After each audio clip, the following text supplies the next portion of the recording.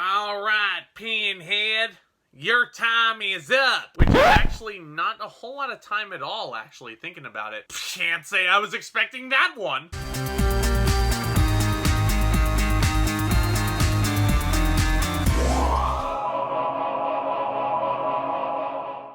Guys, my name is Zack, and I love talking movies and all things entertainment. I'm really appreciative that you guys decided to click on this video today, and I really hope you enjoy your stay. Because in case you're just joining me, I am chugging right along in this year's Halloween special. Today we're going vintage by looking at Hellraiser from 1987. And this movie was requested for this year's Halloween special by my buddy Luke Ponto, who also with a movie review channel here on YouTube. And I'll go ahead and leave a link to his stuff down in the description box below. Thank you so much for the suggestion, buddy.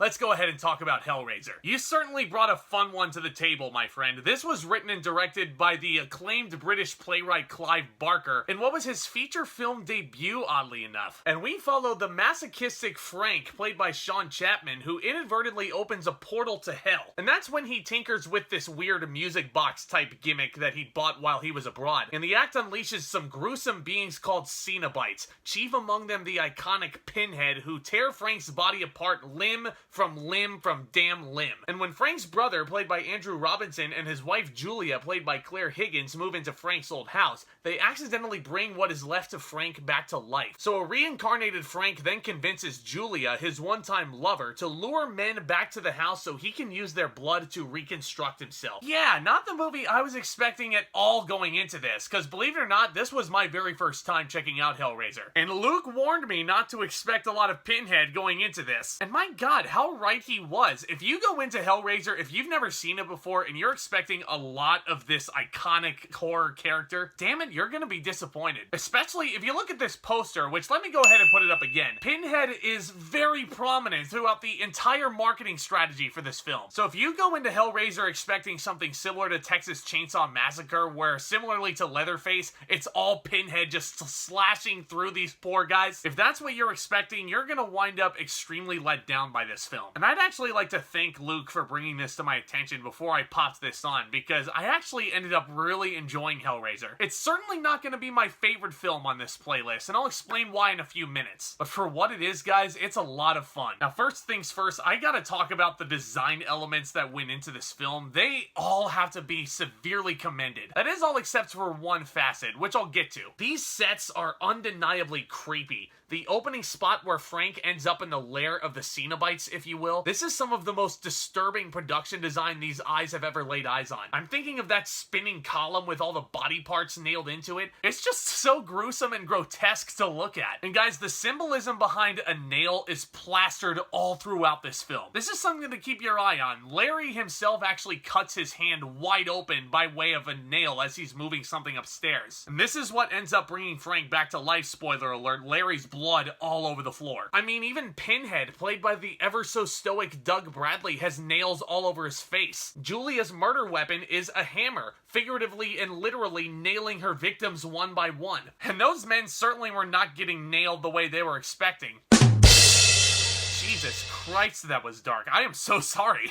Good lord. But joking aside, I want to talk about Clive Barker's direction for a second, because for the most part, I thought it was very, very good. Hellraiser certainly has some solid shot composition to complement these sets, which, again, I'm comfortable saying that they were ahead of its time in 1987. And these are some of the coolest prosthetics I've seen in quite some time. And I also thought the movie was very well edited. It definitely feels very frantic and frenetically paced, almost as if the editing is in a panic, just like most of these actors. And normally, this fast-paced jump cut style editing would be a horrible, horrible thing. But I think for what this film is trying to achieve, this sort of editing actually works for the film's purpose. And you also gotta think about that score by Christopher Young. It is just so deranged and eerie and weird and just, it just sends shivers up and down your spine. As you listen to the score throughout the film, you just get this feeling of dread that something crazy is about to go down. Which, spoiler alert, It does. Crazy shit does happen. The acting for the most part I thought was fine. Actually, Laurence was far and away my favorite performer of the bunch, making her feature debut at this point. Andrew Robinson gets some intriguing range to explore as an actor, especially towards the finale of this film. Technically speaking, Hellraiser is a very good horror film.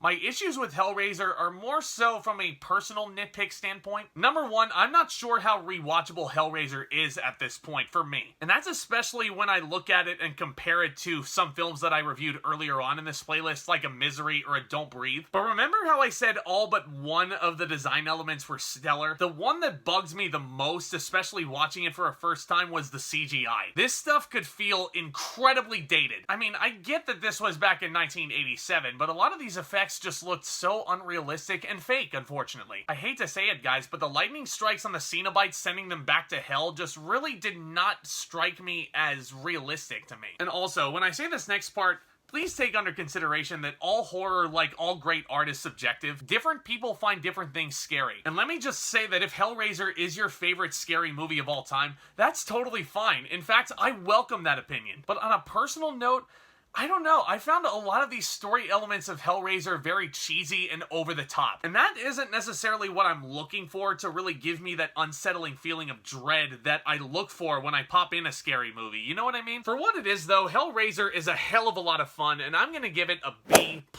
Overall, it's certainly an enjoyable film, and I'm certainly glad I finally got an opportunity to check it out. Is it my favorite slasher movie out there? No, not even close. In my eyes, like I mentioned, it's definitely very dated, but at the same time, I can also certainly understand why there's so many cinephiles out there who are inspired by Hellraiser. But this is, of course, all just my opinion. Feel free to make some noise down in the comments section below what you guys think of Hellraiser. Let me know if it's your favorite scary movie of all time, and if it isn't, then what's your favorite slasher movie of all time? Let's go ahead and have a further fun discussion down in the comments section below, because I absolutely love this, guys. I love creating this content, discussing all things movies, all things entertainment, and if these topics sound like stuff you're interested in, and if I were you, I would consider hitting that subscribe button down below as hard as you possibly can. It's absolutely free to you guys, and it's really, really beneficial in helping me get this content out there. You know what else really helps that along is hitting that thumbs up on your way out. That would be tremendous, guys. And as always, stay tuned for more exciting content hitting this channel very, very soon. Look out for my reviews for both The Last Duel and Halloween Kills, both hitting theaters this weekend. And of course, I will keep chugging along this Halloween playlist that you and me have all put together here. Next up on the playlist, hitting the channel later on this week,